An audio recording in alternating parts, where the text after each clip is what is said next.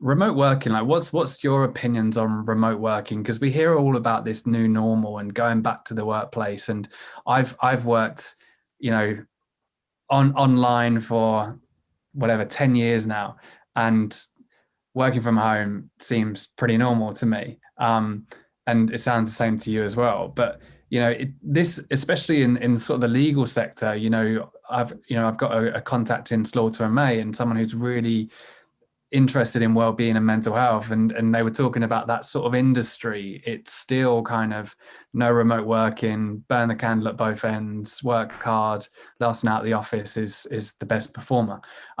So what's your opinions personally on remote working as well? Well, my industry in particular is uber conservative.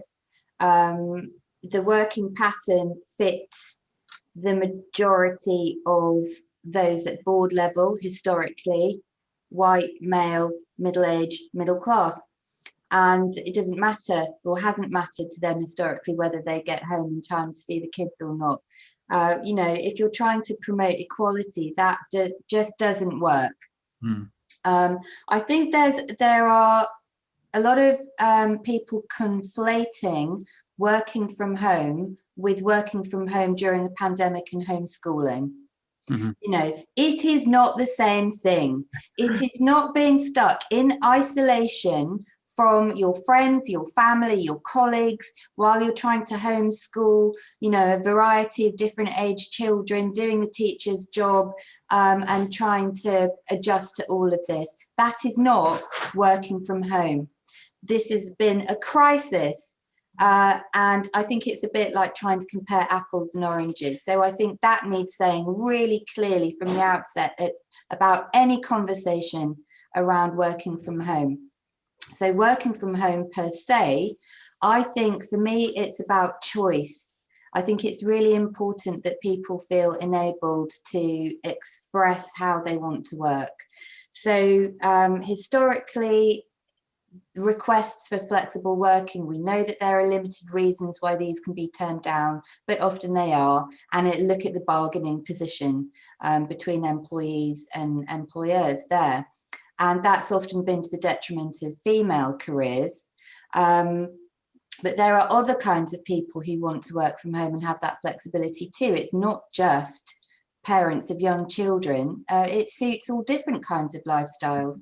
It doesn't mean you're any less committed. In fact, sometimes it might mean you're more committed to a job that affords you the lifestyle that you want. And I also have to look at the agenda of people. I wrote a piece on it best part of a year ago, I think, and some doctor had talked about the loss of humanity or identity or something. And the thing that sticks in my mind is saying it smells like she owns a sandwich shop, because that was the big thing. Sandwich shops are being left empty. But the agenda behind this drive to get people back into the office, are we scared for commercial landlords? Are we scared for empty buildings? Banks who have been lending to commercial property investors, leases being breached, forfeited, as they will be in the near future. Is that what is driving this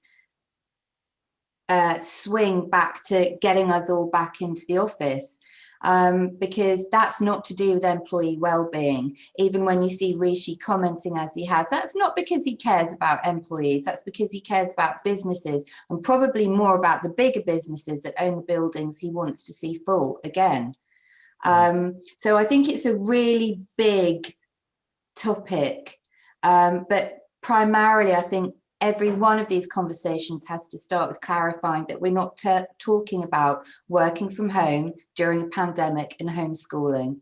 Yeah, I agree. It's something that rings true of a lot of the research and data that we see, especially during this time, is when employees feel valued, when employees feel heard, and when employees have the freedom to choose, as you said, they will deliver more work, they will stay in the business because they feel valued and rewarded.